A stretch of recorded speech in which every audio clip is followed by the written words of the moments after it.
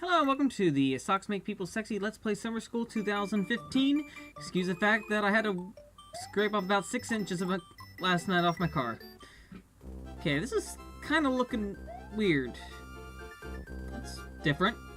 I'm sure it's nothing. Anyway, we're doing, this week is actually, we're going to be doing Super Mario World. Just something really quick, something really random. Just something really simple today. We're not doing anything too much. And a couple of weird things, though, with this. No idea what's going on. That looks kind of weird. Color's not supposed to be like that. Oh, let's keep going. Well, if you've ever played Super Mario World or really know what's going on with this game, Super Mario World was one of the launch titles for the Super Nintendo. It was the first Mario game on the system, and it's a really good one. Some people like it. Some people are dissatisfied with it for some reason. Personally, I find Super Mario Bros. 3 to be a better game, but I really like Super Mario World. In fact, it's probably the first game I ever beat in my life. So you're going to see some, we're going to be taking you through some good stuff here on this. With Super Mario World, just some of the basics. You can run, jump, do all the Mario stuff. The momentum's a little different than Super Mario Bros. 3. And you can do a couple different tricks, like do the spin jump right there, which is probably one of my favorite jumps in Mario to do. It's really fun to pull that off. And whenever you do a spin jump on an enemy, you can instantly kill it. Like, instead of hitting a Koopa Troopa and pulling its shell off, getting its shell and then using it, you can instead just kill it instantly. Like those dinosaurs, you just take 2 hits and get to the goalpost at the end and do that. It's pretty simple. Super Mario World has this weird, interesting mechanic in that there are different level paths, and you basically take from those levels. Like, for example, we had a choice of 2 levels there. We could either go left or right. And in this case, we're going left, and we're going to hit the Yellow Switch Palace real quick. Something I like to do in every playthrough I do of Super Mario World. And that's just hit the Yellow Switch Palace, make some levels a little easier. I can do a couple more cooler things with that activated. Basically, click the 100 coins, get an extra life. Anything else really weird in this game? Not really much. You have instead of multiple power-ups like Super Mario Bros. 3 has, you only have 2 main power-ups in this game. Well, 3 if you count Yoshi. Who's the green dinosaur you can ride. Then you have the cape and the fire flower. Fire flower, let's use that. The fire flower, just like any other Mario game. The cape, though, is used for flying. You'll see a little bit of that probably later. I'll grab a cape. But but because we can't go any further, we have to go right. And we have to do Yoshi's Island, too. And, it's kind of weird. There's a couple of weird graphical glitches in this. I'm not sure why. It's kind of strange looking. Oh, but here we go, we have Yoshi. Well, that's rude, Yoshi. Come on. I lost weight here. If you haven't noticed, guys, I'm kind of playing this for laughs. This is a little bit this is Super Mario World still the regular game you have, but something a little special. This week is actually programming class, and we have to play a game that's been edited in some way. In this case, we are playing a small ROM hack of Super Mario World. And I can 100% guarantee that you have never seen this ROM hack of Super Mario World. I say that because I am the one who made this ROM hack of Super Mario World. I made this, actually, when I was 16, when I was playing around with Lunar Magic. I think it was about 16 or 15, I forget. But Lunar Magic is a Super Mario World editor that's specifically built for editing the ROM of Super Mario World. Now, what a lot of people do with Lunar Magic is do different level ROM hacks of Super Mario World that take the actual hex code of the game and change it up. They edit it around, and you're able to play around with a lot of cool stuff. Get ROM hacks like Kaizo Mario and other just weird random levels.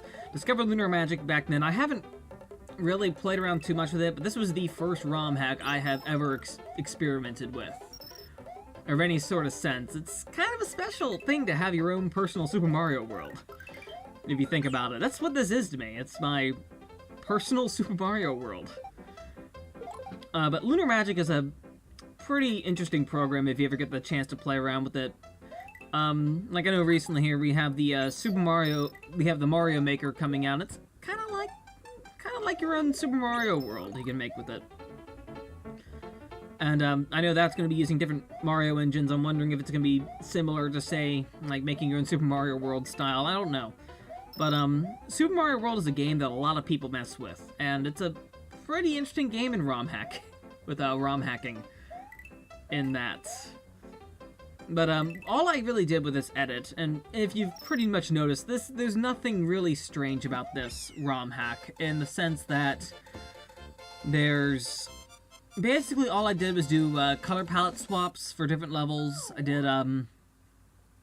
just a couple of random things. Not everything looks great from it because of it, but it's kind of cute still. Like, you know, change all the greens to, like, all the green grass to blue. So now it's bluegrass. I am not making a joke out of that. Nothing else really changed. Nothing difficulty-wise. There may be a little more slowdown than maybe there usually is in Super Mario World because of it. I'm pretty sure because of the ROM hack, because of the hack, not everything is quite what it needs to be when it comes to how the programming of the game actually works. But Super Mario World is a fun game to do this with, and Lunar Magic is a very good program. There are other programs that people have made to do different ROM hacks of different games. Like, for example, I know there's a Mega Man 1 editor out there. Not quite sure what else there is to do easy editing of ROM hacks, off the top of my head at least. I know there's that Mega Man 1, and this one for Super Mario World is called Lunar Magic. But yeah, this is kind of a weird little thing I'm doing. Explain more Super Mario World here. Whenever you get 100 stars there from the goals post, you can go into this bonus stage where you can get easy extra lives. Honestly, what I just keep doing, hit the block as many times as I can and see what I can line up. I can at least get a few. Even if they match or not, I really don't care. Super Mario World is a game I know very well. It's a very special game to me, actually. Though I like Super Mario Bros. 3 more than it, I still have to give a lot of love to Mario World. It's a, again, it's probably the first game I ever beat. And just kind of very special because of that. There are different opinions regarding Mario World and its structure, whether really does the exploration really work for the game? Do like getting the extra paths and going for that really work for a Mario game? Mario games have done this, you know, you have different routes to choose from in Super Mario Bros. 3, but you're really going through like a straight through path in that game. You're not going for 100% completion, where Super Mario World was that first game to go for 100% completion stuff. And one person who's also participating in this competition, Chronomaniac, had a few words to say on that, and just how he feels about Super Mario Bros.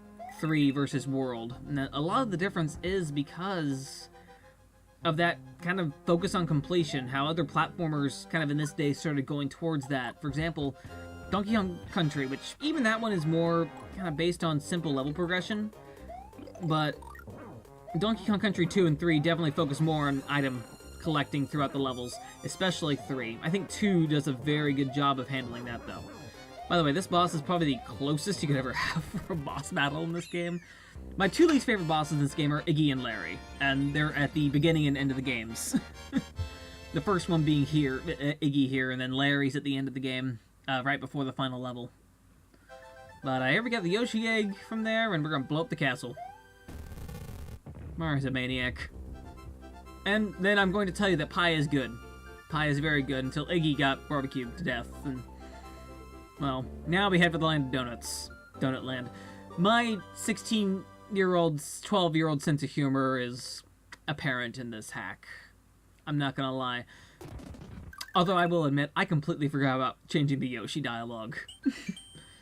And when I pulled this out again, I had a really good laugh when I was trying it out.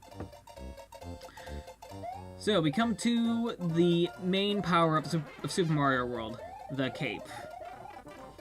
And the cape, and I just lost it. Oh well.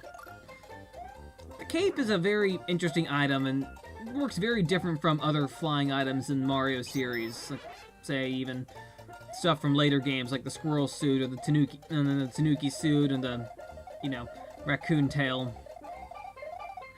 you require a bit more momentum when it comes to using the cape. Exactly. And then you need to be able to play with the D-pad after using it. But a lot of use I have with the cape is getting up to higher ledges, using it for gliding, using it for hitting enemies straight through and just knocking them out of the field. It's great. I think the cape is one of my favorite power-ups in the Mario series. I can just do so much cool stuff with it. And just kind of keep discovering it. You got another Yoshi? Because Yoshi's a great power-up, too. Just another hit for you, that you can take, and just being able to swallow enemies and do stuff. You can't fly with Yoshi, but you can still glide if you have the cape. Or you can do really cool stuff with you have a Yoshi and a cape. Like, for example, you can do this. Spin jump off and just go right to the secret exit without even bothering with the other Switch Palaces. It's one trick I know in this game.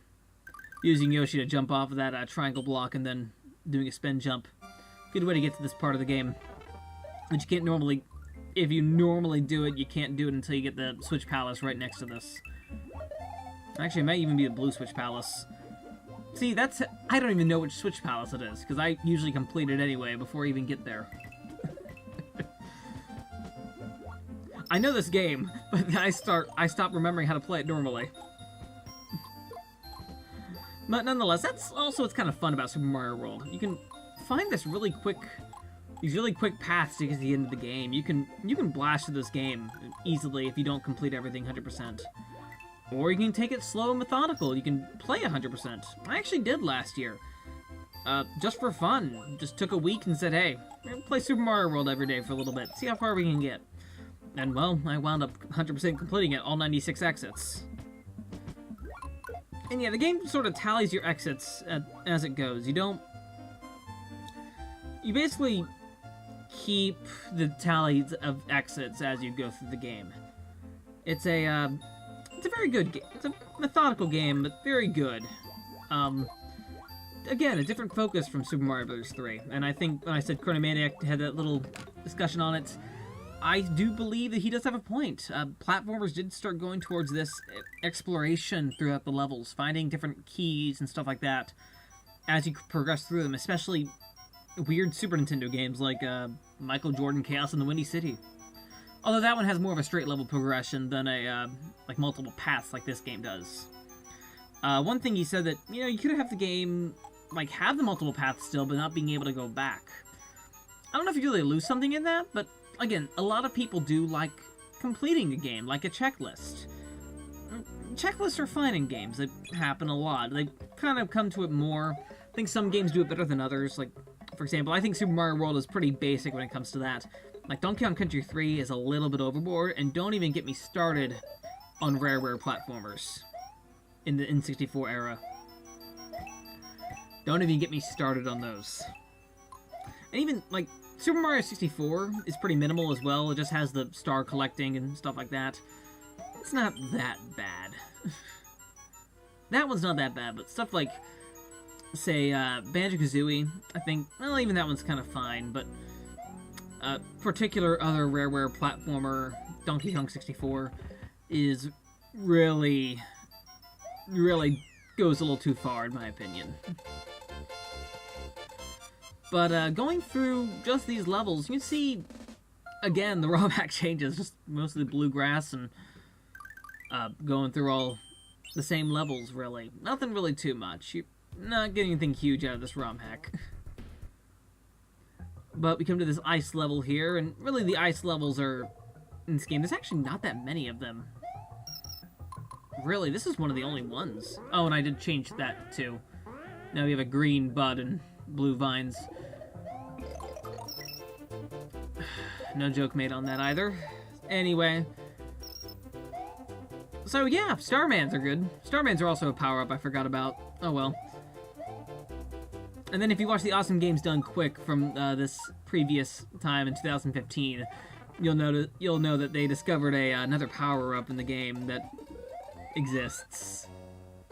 Oh, that's Fat Mario. That's the balloon power-up that's actually not used often in the game, but it's used in the later hard levels of the game that are really fun and really cool.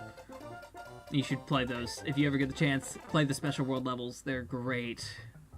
They feel a lot more like a really tough Mario game. Although they're not really that bad compared to, say, Super Mario Bros. 2 Japanese, lost levels. Well, yeah, we come to the end of this level, and I think we're going to be stopping here. From this, hope you enjoyed this little ROM hack that I made. It's kind of special. Probably something you've never seen before. Again, just something that I've had sitting on for... Man, it's been a long time. Since I was 16. But anyway, this is JetstorM4, and thank you for watching this video.